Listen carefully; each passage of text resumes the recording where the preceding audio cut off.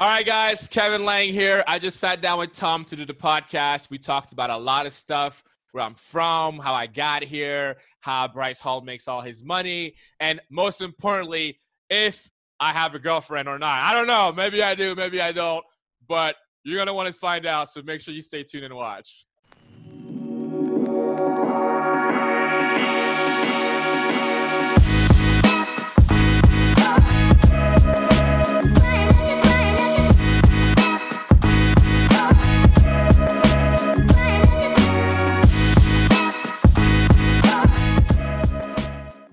All right, guys, welcome to the Tom Ward Show, where I interview the biggest creators in the world, like David Dobrik, Emma Chamberlain. I know you guys like Sam and Colby, so check out the old videos and make sure you subscribe. Right now, we're with Kevin Langue. How you doing, buddy? I'm good. I heard you say the biggest influencer, so I'm assuming there's someone else coming. It's you, man. You're a side guest. You are in the, you're there. I'm in the space for sure. I feel weird. It's weird that I'm doing this as a job. Well, what's interesting to me, too, is I want to talk about everything. Senegal, Paris, West Virginia somehow in the mix. I want to talk about all that. But the most interesting thing to me was kind of how you came up in the game. Like, you were working in Hollywood. You worked on Notorious, 13 Reasons Why, and Bright. Yes. Then you stopped and you were working in a restaurant in Soul Cycle. Like, yeah, I know. What happened? What was going on? I don't know. You know what the true story is? So I was working at Netflix and on all those shows and stuff, which was super cool. But I noticed, I was an assistant on all those shows and movies. And I realized I'm an assistant to people who are like chasing their dreams. Like, I got to work with like Will Smith and a lot of super cool people, like Selena Gomez is on 13 Reasons Why. But even those people, they have like something they're chasing after. And, they've built a team to help them get there. Like, I was just part of that team to help those people, make shows, make movies or whatnot. And, I got to a point where I was like, at what point do I go out and build my team and, make my dreams a reality? Like, leave this team, take as much as I can from it and go start my own thing. So that's why I left. We wrapped up season 2 of 13 Reasons Why. And I was like, I want to find a job that gives me more flexibility to do YouTube and to do social media and to make content. Because ultimately, I think I definitely want to go into like movies and stuff, but that is so reliant on a bunch of other people, casting directors, executives, so many people in line, when I can just have my own recurring show on YouTube by myself. Well, so, take us back then. So at the time you quit, did you have a big social media following, or did you have a YouTube channel with a bunch of subscribers, or where were you at? I posted my first YouTube video in January 2009. So I've been posting on YouTube for a long time. But when I quit, I didn't have it. I probably had like 10,000 subscribers, if that. I think like maybe 10. And then on Instagram, I think I had like 80,000 or something. It wasn't, not even close, maybe 50. It wasn't anything monetizable at the time. So I left to go work at a restaurant because I couldn't live off social media, because that would give me the flexibility of hours. I worked at Tao, and that was at night. They had dinner service. So I did Soul Cycle from like 5 a.m. to like noon or something. Then I had the day to do whatever I wanted. Then I'd go into work at like 6 or something at Tao. Well, you talk about, you've got some confidence. So and I get where you're coming from. Like, hey, I'm helping all these superstars, right, do their dreams, do their great projects they want to work on. They've got a team around them. I'm part of that team. I want my own fucking team. Yeah, literally. Around me. But like at the time, you shouldn't have had a team. No. I had no business having a team. You had no business having a team. So like, where did you get the confidence to have? I just knew it. I was just like, I don't know. I just feel like, if you want something and you just spent every day working towards it, I feel like you're just bound to get it at some point. I think a lot of time it's people don't really, really, truly want something. And they say they want something, but then they see the road ahead and they're more likely to be like, oh, like everybody wants to be a famous musician, but nobody wants to go through the 10 years of learning how to make music, get better, deal with all the music industry. Like nobody wants to deal with all that. So it's like, which challenges are you ready to take on? I was ready to take on the challenges of bussing tables for 10 years just so I could make videos. I was ready to take on that challenge. So that's why it was a no-brainer for me. It's like, I just love making videos. I don't even care if like, even right now, like I'm not a multi-millionaire, but I could do this forever at this pace. I'd be happy because I just get to make videos for a living, you know? And that's the goal, right? That's the end. What kind of Yeah. videos were you creating at the time? What kind of content? I was making skits. So I was on Vine for a little bit. I think I had 100,000 on Vine. I Nice. had one Vine pop off like in college, but it was all skits. It was a lot of skits. Then switched to vlogs. There's some reaction videos, like whatever. I would just make anything to try and get people's attention. So I you, literally had no direction. so you go way back. This isn't, you go back to Vine days when you were in college. Did you start all this stuff when you were in college? Yeah, I started making Vines in college, and I had this twerking Vine. It was my first viral Vine. Literally posted it. Me and my roommate Derek at the time, we woke up and we had like 10,000 followers each. And we're just like, what? Wow. It was like the TikTok of our time, you know? And I was like, yo, I want to do this. And, you know, he's a doctor, Derek, now. He's just not his lane at all. He's But not making TikToks. no, he's not, he's an orthopedic surgeon or something. But I just started making YouTube videos. And I went through these lulls where I would make videos and the videos would do well, like a couple thousand views, a couple hundred views in college. Like this is 2011, 12, 13. Oh, wow. But I was also making short films. And so I went through the festival circuit. I had some short films going to like the Cannes Film Festival, like the Hollywood Film Festival. And then actually won one of the festivals, one of the short film. And we won like 10K from being like the prize money. And so I took my share and I just moved to LA. How much did you make? After tax and everything, I probably walked with like $1,700 or $2,000. Dude, I mean, now in LA, you can't get an apartment for $1,700. No. I mean, it's like $3,000 a month for an apartment. Yeah. My parents are so supportive. I mean, anything I want to do, they're just like, okay, all right, if we believe in you. So when I first moved to LA, my first year, my parents supported me through that whole first year as I was like trying to get a job and everything and working on like my visa and everything. And that's not counting the 4 years of college that they paid for. So my parents are like angels. But no, yeah, it's. I look back. It's funny. I do these. I'm like, oh my god. You've come a long way, man. Journey. I talk about it. I talked about it the other day. I was like, I try to have these moments where I sit down and I look back. Sometimes, you know, you get so caught up in like where you're going. I say it's just like you're driving a car and you're flying down the interstate. It's like, yo, just every couple months, just pull over, get out the car, look back, appreciate, you know, crack a beer. Well, you're driving, maybe a water bottle, and then like get back in the car, you know, pedal to the metal. Well, what's weird is you say your parents were so supportive. Like, my wife is a child of immigrants, and their whole thing is go to college, get a graduate degree, become a doctor, a lawyer, or an engineer, and it's like, end of story. My kid wants to build YouTube videos? Are you fucking kidding me? Hell no. You're 100, and my parents are African, so it's the same thing. Yeah.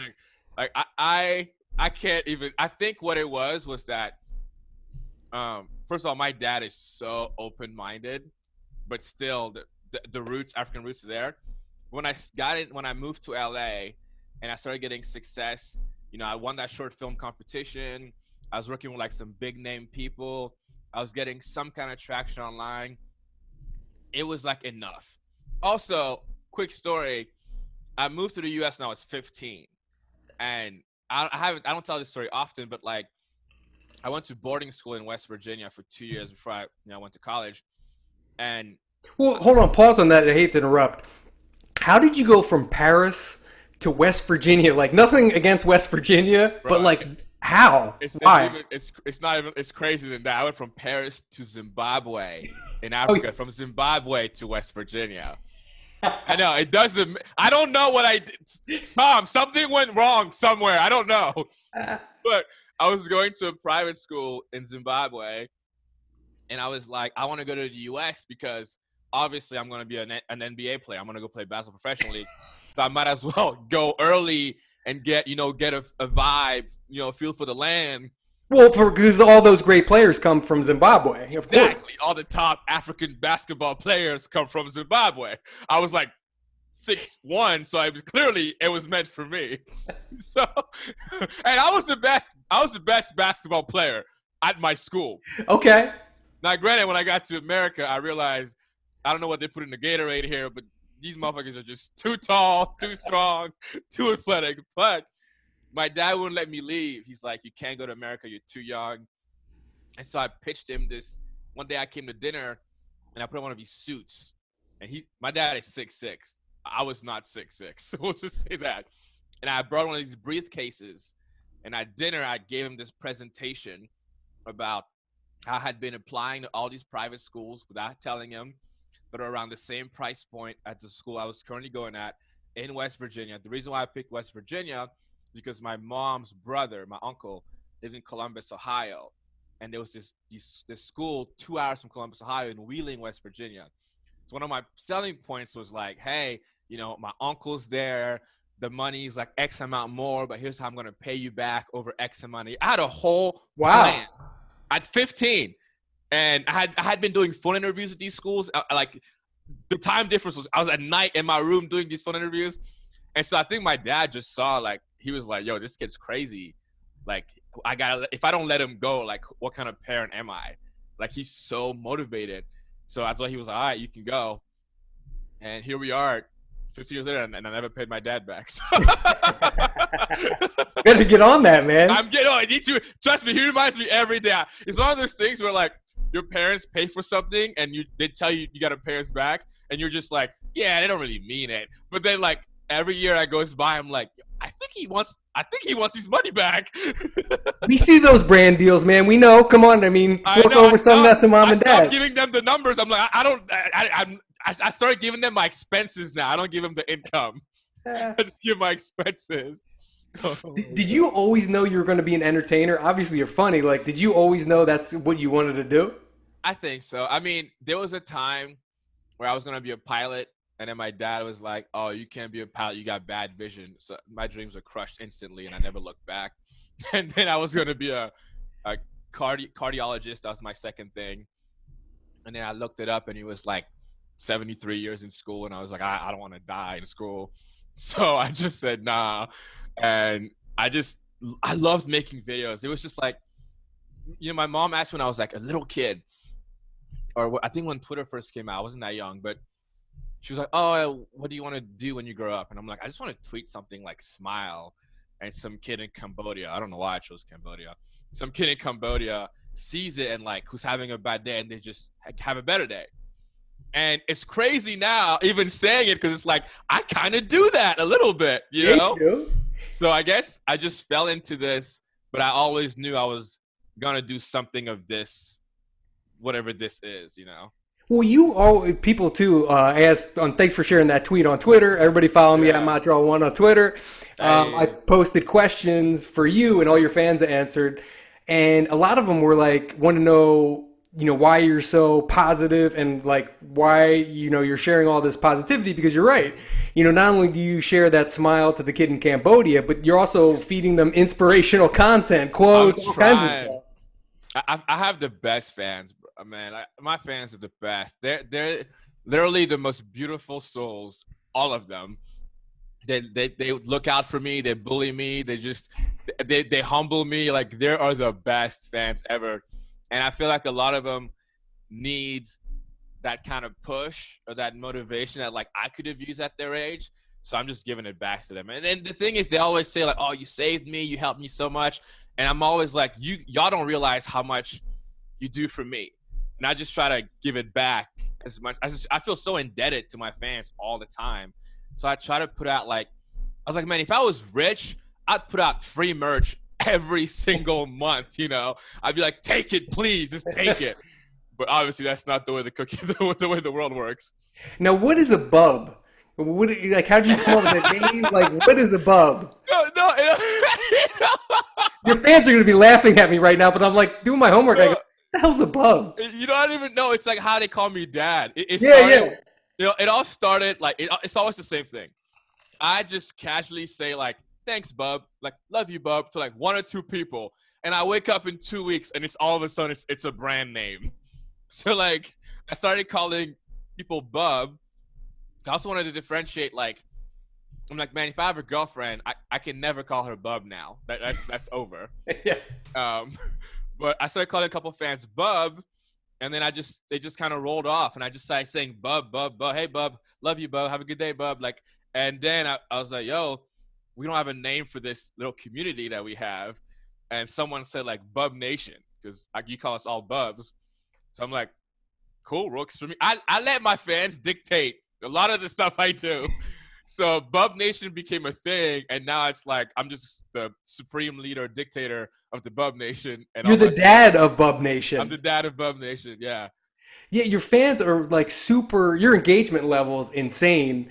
Like you're in a different place because you're not like a super large creator, but you're not a small creator. You're kind of in that middle space. yeah, Your engagement is better than almost anyone I've interviewed. I mean, your fans, every one of them is engaged. They're commenting, they're liking, they're following you on yeah. Twitter, they're following your Instagram.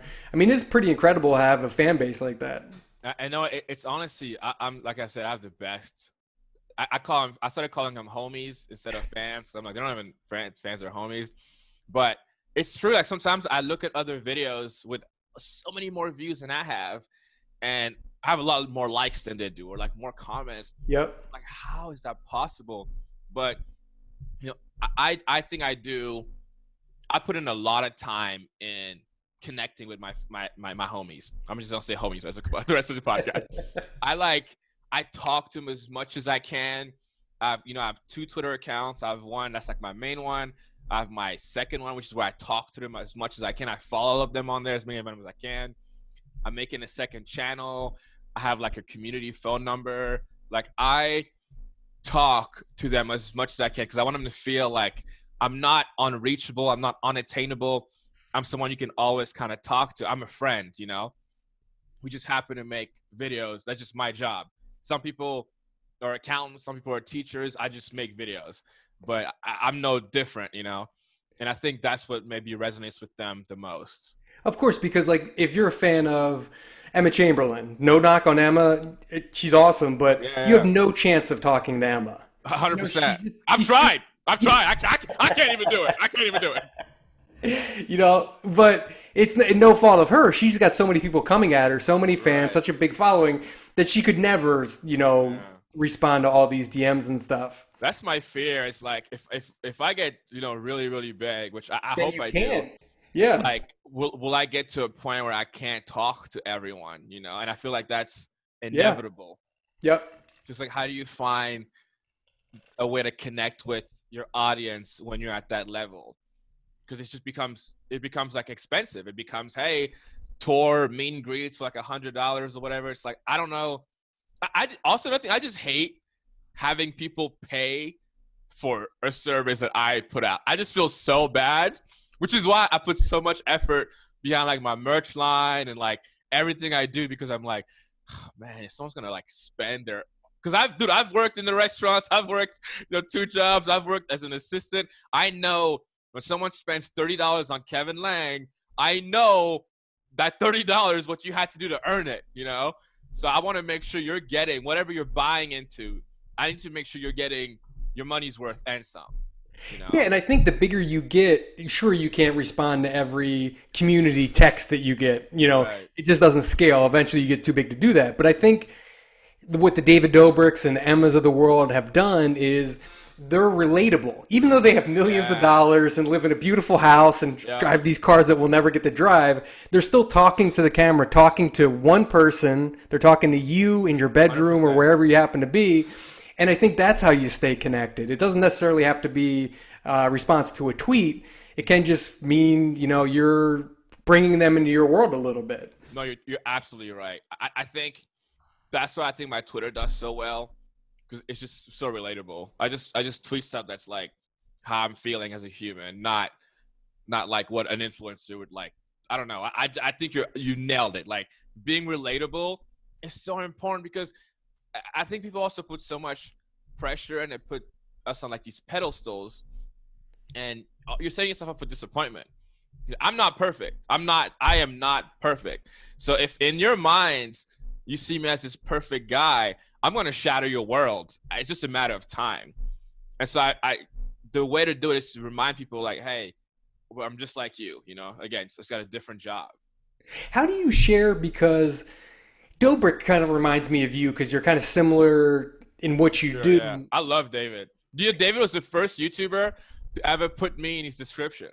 He put you in his description? Like big, yeah, we did. I've been in a couple of his vlogs, but I did a vlog like years ago with him. It's like a quick bit at this party. And earlier that night, or a couple days prior, we had met for the first time. And we were talking about YouTube, and I told him about my channel and stuff. And I probably had like, I think 20,000 subscribers or something. Small channel. And he was super nice about it. And was like, yeah, I'll check it out, whatever. And I was like, yeah, he's just kind of saying that, he's being nice. He's a nice guy. A couple of days later, we filmed that bit. A couple of days later, the vlog comes out, and my channel was in the description. And Wow. I'm like, how did he even remember my name, let alone my channel? And ever since then, I've seen him a bunch of times now. Like, I wouldn't say we're friends, but we're like kind of acquainted. Like, we know of each other. And ever since that day, I was like, yo, David's super cool. And like, I want to make sure I stay like that. I want to make sure no matter how big I get, like I'm still the relatable, cool guy who just cares about making the best possible content and not necessarily like with the biggest people, What did that do for you when your description was in the link? How many followers did you get? Did you get followers out of it or what? Yeah. I mean, he didn't say like go subscribe to Kevin. He just put like my link in the description. But I probably gained like 1,000 or something or two. Nice. It's off of that. It's crazy. If he had said like go follow Kevin, I mean, I would have been on Ellen the next day or something, Well, like you talk about being, bringing people into your world and stuff. You're so inspirational and positive. Like I'm sure there's a dark side to Kevin or, other things going on, but that's not, what people are tuning in to see. They don't want to get bummed out. They want to laugh and stuff. For sure. David doesn't let you know what's really going on in his life. He shares a part of it. Do you think you'll stay kind of focused on making people laugh and kind of keeping the other part to yourself? I think so. I feel like, something I talk about a lot is you share when you're a social media influencer or whatever, you share so much of your life with people. I don't want to get to a point where like I have nothing left for me. There's some things like I like to just keep for myself. Like people are like, oh, when are you going to get a girlfriend? I'm going to get a Bub Nation mom. I'm like, for all they know, I could have a girlfriend right now. You just don't know. Or like I was pescatarian for like 2-3 years. Didn't tell nobody, like anybody online. I didn't like promote it or make it a thing, Or my family, I barely talk. I don't even follow my family on social media because I don't want people to find them. Like, I'm like, where's the line where I keep some things to myself? And the other side, which is like, I'm not going to put on a show and like fake happiness or fake videos, but I'm definitely going to, put my best self forward when I'm on camera, when it's going out to people, because those people they need me to be happy. I've been sad on camera. You go on my fans have seen me cry of sadness. They've seen me cry of happiness. I mean, you see the real raw Kevin if you really follow me and everything. But there are some things you gotta keep some things to yourself, Well, and that's so rare. Well, I've got to ask because everyone know. Are you dating anyone? I have a girlfriend. Her name is YouTube. She takes all of my time, and she pays me, which is nice. She doesn't even talk. She's great. She makes me work a lot, but she doesn't bother me. So it's a great relationship, honestly. It's perfect. Oh, that's so funny. It's cool that you do keep a peace because you're like the opposite of every influencer ever. All of a Yeah. sudden they're dating somebody, so they're going to start tagging them in pictures so they get more Oh, followers. no, Now no. all of a sudden their mom wants to be a TikToker, so they're I going to bring their know. mom into the mix. You know Even what I if I mean? was dating somebody, I wouldn't tell you. I would text you after this and tell you the truth. Nice. But like you're like the opposite. Most people want to put everything out there and almost give you like too much. Yeah, but it's like when you do that, what do you have left? Nothing. Like for me, this is a part of my life, but this is not my life. This is not the end all be all. Like I'm a big business guy. I love business. Like that's not. I don't talk about that. I love sports. I watch sports every day, but you will never know that if you are on my social media. I never talk about sports, but I'm such a sports guy. I grew up in Africa. I lived in France for 11 years. You may follow me for a year and you will never know these things. So it's like, I understand that, like, if you throw your whole life in this, you live and die by this. What happens when you start to lose followers? What happens when the engagement goes down? If this is the end all be all, you're not gonna be in a good mental place. But if this is just a slice of the pie, it's like anything else. Like sometimes the merch sales are low, but the AdSense is high.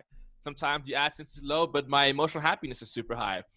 My stuff in my family's doing great. Like I treat it just like one of those things. That way it doesn't consume me, and it can't hurt me, and it can't make me. You know what I always say? I always say you can't get too caught up in the praise or the hate. Either is deadly. So I just don't get caught up in this life. I just let it be a part of my life. That's like the healthiest attitude ever because everyone's Right. everyone's consumed by it on social media nonstop all day, Yeah. and there's no off switch. So they wake up an influencer and they go to Yeah. bed an influencer, and that's it. It's dangerous. I get it. I mean, I wake up, I check socials. Like it is whenever your life is what you get paid to do is live your life. You kind of have to blur the line sometimes. But I think it's important to set like healthy boundaries, like specific things that are like, I will not allow myself to do this or that or share this, because then that way you have things you can physically like see. Otherwise you get lost in the sauce. And you're not seen, or maybe I'm missing it, but I don't see you at the parties. Not that I'm at them, when you see like T-Town. Trust me, No, they're not inviting me to the if party. you walked into a party, I would go crazy, bro. They're not inviting me. But we don't, you're not in the news. The T channels aren't reporting drama on you. You're not at these parties where no one's wearing masks, and you're not getting put on blast for that. I mean, what's funny is like I texted my management after all that, and I was like, "Yo, I'm tired of being unproblematic. Like, I need to start going to I need my power and water shut off. Yes. I need comments like this isn't COVID friendly. Look how much money Bryce Hall's making. I need to be controversial." And they were like, "No, in the long run, it's not a good idea." And I was like, "I want to live fast, die young. Come on, Matilda and Mackenzie are my two managers. They're the best people in the world. They're like sisters. I love those girls to death. Everybody knows, like, if you mess with Matilda and Mackenzie, you will never like be able to get to me with anything, because I love those girls like crazy. And You know what's funny though? I interviewed Bryce twice, and the last time I interviewed, he's getting more involved in business and stuff. yeah, Doing $1 million per quarter in merch. I know. I talk. I'm friends with Bryce, Oh, are you nice? and He's killing it. my biggest thing with him, I was thinking in my head, I'm like, man, I just hope he's being smart. I hope he knows like this shit doesn't last forever. Like, invest your money, be smart. Like, trust me, I know I'm a small creator, but there's a reason I'm still doing good. And so now that I'm seeing everything he's doing, I'm like, oh my god, thank God, he's being super super smart. He plays the like, I'm broke, I'm crazy, I'm this, and it's a character. Not a character. It's a part of his life for sure. Yeah, yeah. But it's like me. Like, he's keeping the other businesses, the other things he's doing. They're just not a part of his social media life, Well, you know what's cool actually? He's got, everybody check out, he's got a podcast now, Capital University, where it's a business podcast. Like, I know. he's talking to Mark Cuban and all these guys. And it's like, what the hell does Bryce Hall know about anything? But I know. he's pretty sharp. And I got some friends in that world, and they've told me that they've listened to the podcast, and it's really good. It's good. So Where's your business Bro, podcast? I You don't bet know. you're I into it. understand. You want to start one with me, Tom? Let's go, baby. Let's Bro, go. let's get some business people in here, bro. I'll use my Forbes connections. I'll get anybody Dude, that's in. what we gotta do. Let's I don't go. know. I feel like I will start a podcast eventually. I just hate to do things when everyone else is doing them. So I'm just waiting for the next. I think the next thing I was talking to my friend about this, Aria, is subscription, monthly subscription. It feels like everything is kind of diluting from people are kind of going back to, they're paying for cable every month. People are going to go back now to just paying for something specific. I pay for Netflix, Hulu, YouTube TV, right? Because I just want these things, or ESPN. I don't need anything else. It's gonna trickle down to creators. OnlyFans is already starting it. Patreon's been on that wave. It's like the next thing is, the Maverick Club for Logan Paul, the Ace Club for the Ace family. Everybody's doing these monthly things, and it's like, you'll just subscribe to the 6-7 creators you watch and pay a monthly fee for it. Yep. I think that's the next 2 to 3 year away from now. And that's a beautiful business model because it's reoccurring revenue, right? You don't just get that one hoodie sale. Exactly. You get it every single month. The cash. I live and die by that. I don't like one time. I'm in it. I'm all about the recurring. I'll do a 6-7 post brand deal for less money than a one shot out any day of the week. Of course. Well, how speaking of business, let's talk a little business. How's business? How are the brand deals? How's everything working? It's good. We did $35 million this quarter, so it's not a bad. Take that, Bryce. Dude, one day I'm gonna come back on this show and that number will actually check out. I don't doubt it, man. No, business is good. I think. I don't want to dive into numbers, but I will say that I think I'm probably, and I can say this confidently with a little bit of cockiness, I think I'm probably one of the most financially successful creators at my size. I think I've done a good job of not just monetizing all my lanes and avenues, but finding a lot of recurring things. And I just got into investing this year, and I'm just getting some financial advisors now to kind of handle like the money, because it's like I can spend 6-8 months learning how to invest my money, or I can spend 6-7 months doing what I do best, making money, and then giving it to someone who's gonna make money on my money, and he can just take a % or something, That's always my motto in life. Hire the expert. Yeah, At the time, I don't want to invest 100 hours to become good at something, right? Why? Pay the guy that already knows it. And my biggest lesson this year was delegating. For the longest time, I did everything. And what I learned from when I got Matilda and Mackenzie, the greatest managers on the planet, is we were talking with a brand. I won't say details, so I don't want to get in trouble. I was talking with a brand, and they pitched us like the deliverables, what they wanted done. And so I had a price point in my head. I was on the email thread. I had a price point in my head, right, that I was gonna pitch. Because I've been, what I used to do 2 years ago, I would all week. I would look for brands. Like if I'm walking past a thing, I see Toshiba, I write down Toshiba, And by Sunday, I had 100 brands. I would make sure I had 100. And then Sunday night, I would draft 100 emails pitching all those brands. And then Monday morning, 6 a.m., I would send out all those emails. And from 100, I may hear back from like 30, 40. Out of the 30, 40, maybe 10 would be like willing to like work with me. 5 would pay me. And then 2 would pay me like a considerable amount of money. Every Monday I did that. Wow. I quit my job once I worked at the restaurant. So I've been negotiating. I went to school for marketing. Like I do this, right? So delegating that was very difficult. So now we circle back to this brand. I have this price point in my mind. And before I can reply, Matilda jumps in and she gave a number like 2.5 times higher than the number I had in mind. And I'm like, yo, this girl's crazy. And the brand emails back like, sounds good. We'll send the paperwork. Wow. I was like, what? And it clicked in my head. I was like, not only can other people do what you do, but some people can do it better. Yep. And the second that clicked, bro, They handle all my everything now. Everything day to day, brand deals. I took off all my emails from my socials. It goes straight to them. I got financial advisors. I literally signed a contract last week to open up all these brokerage accounts and stuff. And then now I'm literally in the process of hiring an editor. I'm taking all the money I'm making from fans, like homies, buying merch, watching videos, and I'm putting it right back in the business for it to grow faster. I'm done being the not so small, not so big creator who still gets the interviews. Like, I'm like, nah, I'm taking over. This is it. I'm posting 4 videos a week. I'm starting a second channel. We're blowing up. We're taking the money. We're putting it back.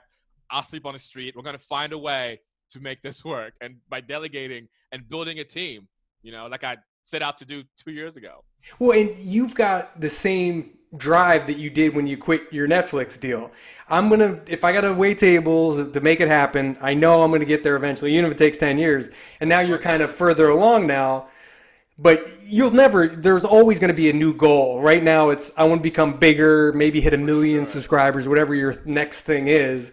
But there's no doubt, I don't think that you'll get there. You have the drive and the talent, and that's deadly. I hope so, man. I definitely think I'm driven, man. Like when I started working at Tao, I was a busser, right? And I used to make, I think it was like $600-700 a week, working 5-6 days a week, busting tables.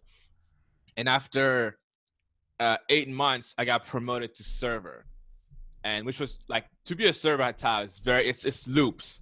Like you go from busser to runner to server. You have to come from like a BOA. Like you don't just become a server. But I was, to put it frankly, I was very good at my job. I'm a people person. A French person comes in, I got him. An African person comes in, I got him. An athlete comes in, I played college sports. Like I relate to so many people that I was just really good. And everyone was like, oh, Kevin's going to be a server.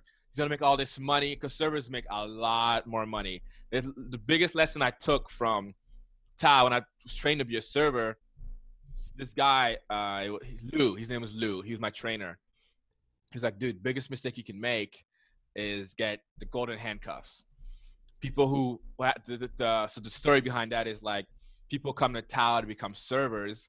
They start making a lot of money, and they come to become servers to eventually leave to go become singers and actors or musicians or whatever.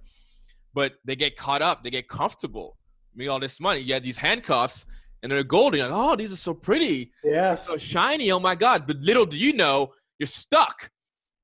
So I will never allow myself to get stuck. So when I became a server, I worked less days. I worked 2 to 3 days a week, and I made the same amount of money I did as a busser, but I opened up my schedule to go email more brands, to do more brand deals. So instead of getting that high of making more money from the restaurant, I got it from social media and doing brand deals. And so that became the driving factor.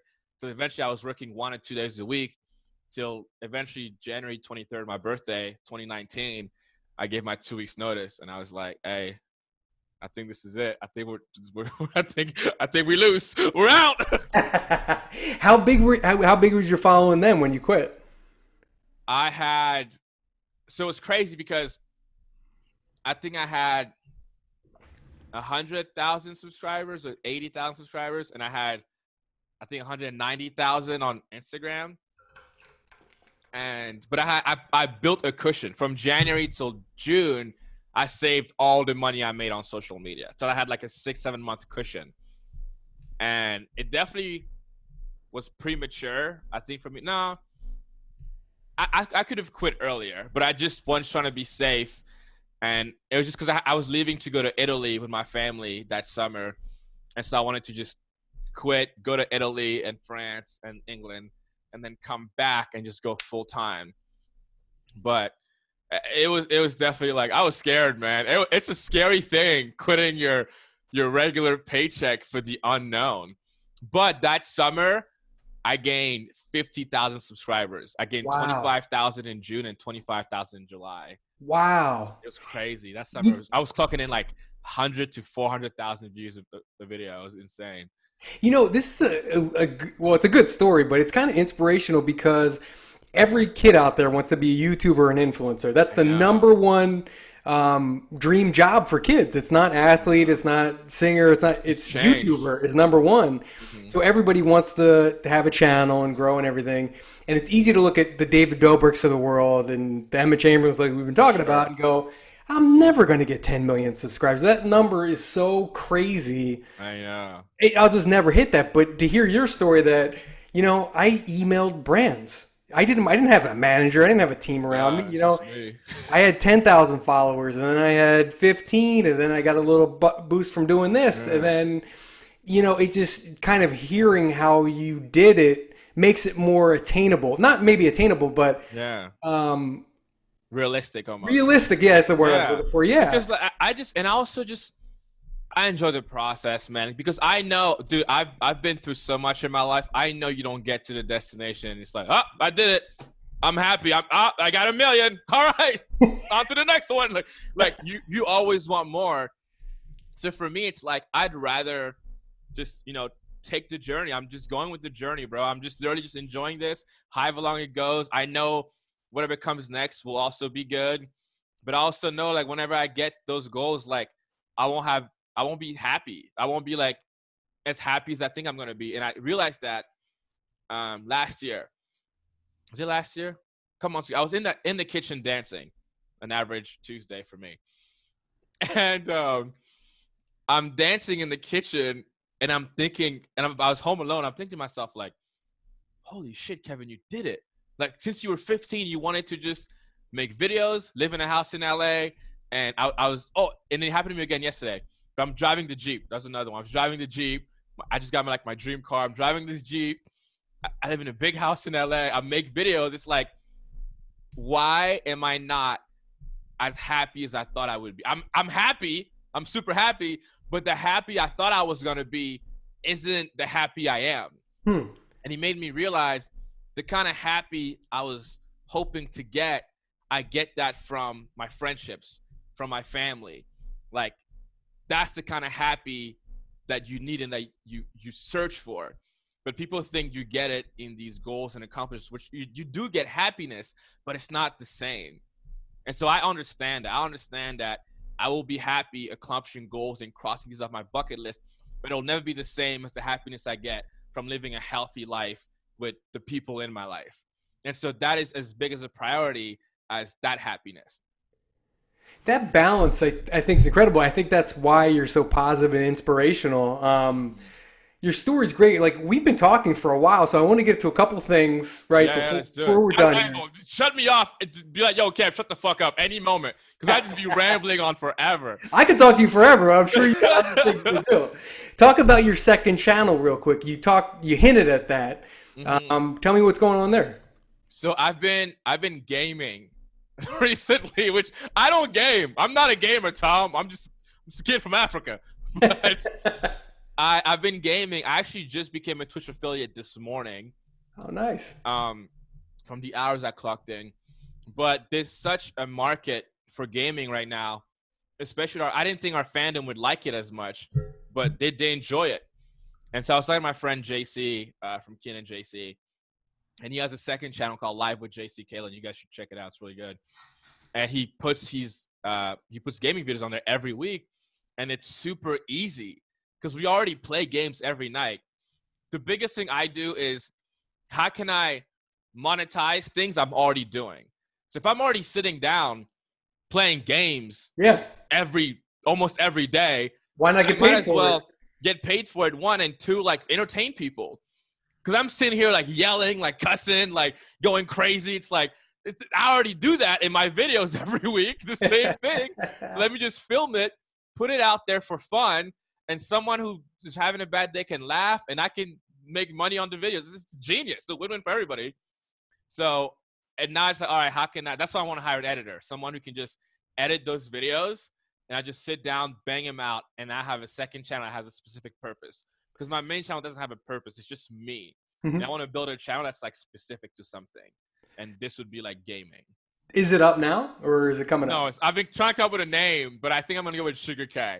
So don't steal my name, guys. Don't steal my channel name. If you're watching this, don't steal my shit.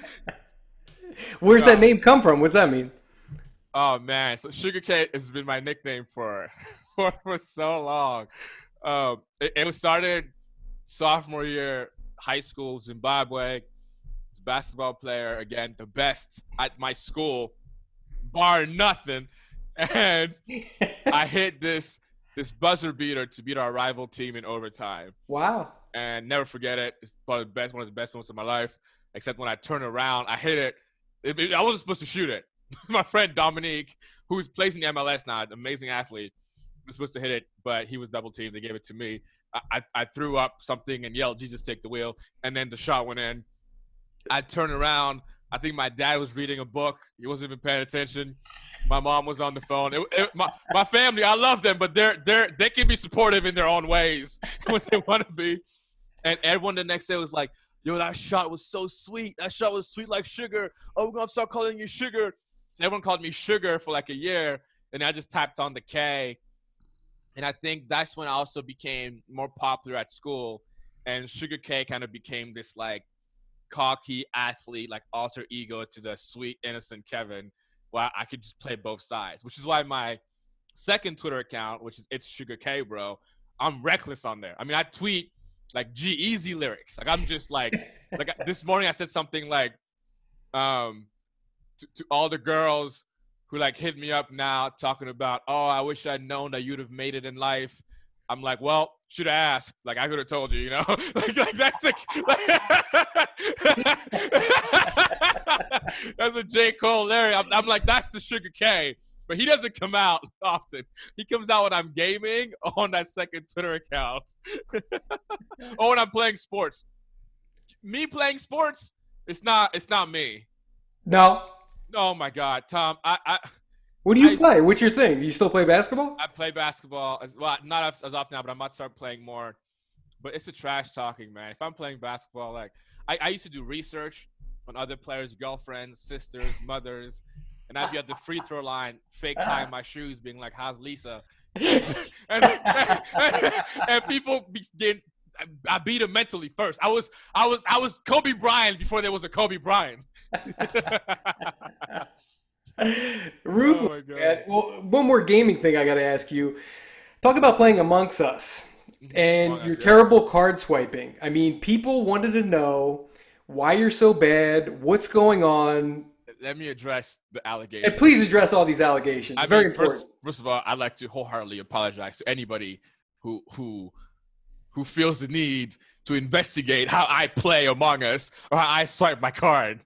There's a secret technique in the game where if you swipe it fast enough, you're supposed to swipe it slow, but if you swipe it super fast 3 times, I saw it on Google, it works. So I was trying that one of the games, and it took me a whole round. You're supposed to do like 7-8 tasks per round. I was doing that one task the whole round, and I was streaming, so it became this thing where I can't swipe my card. And now, thank you to all of you who bully me. Whenever I go to the grocery store, I'm afraid to swipe my card in real life, too. Are you happy? Are you happy? People are like, can I see your card? I'm like, can I just pay with Apple Pay with my phone? I don't want to take my card out. I don't know who's watching me right now. And also, when I was a kid, my biggest fear was I don't know why, was my card getting declined. Oh, of course. At the grocery store with like a long line behind me. And I got to explain to people, like, I don't know, the money, I swear the money's in the account. I don't know what's doing decline. And so now my nightmares are coming back to haunt me. Well, listen, I've got some fan questions for you. So if you're watching on YouTube right now, go over to the podcast, The Tom Ward Show, and we're going to ask some fan questions. But if you're watching YouTube, make sure you subscribe. I've got interviews with the biggest influencers of the world coming up, so make sure you subscribe. Make sure you like this video, and make sure you go check out everything Kevin. We'll put up all his stuff on the screen right now. Follow him on social, follow his channels. You know what to do. So thanks, guys, for watching. What's that? Baby. I'm telling them if they don't follow me, you're a baby if you don't follow me. If you don't want to be a baby, then you should go follow me. All right, guys. So let's ask a bunch of fan questions out there.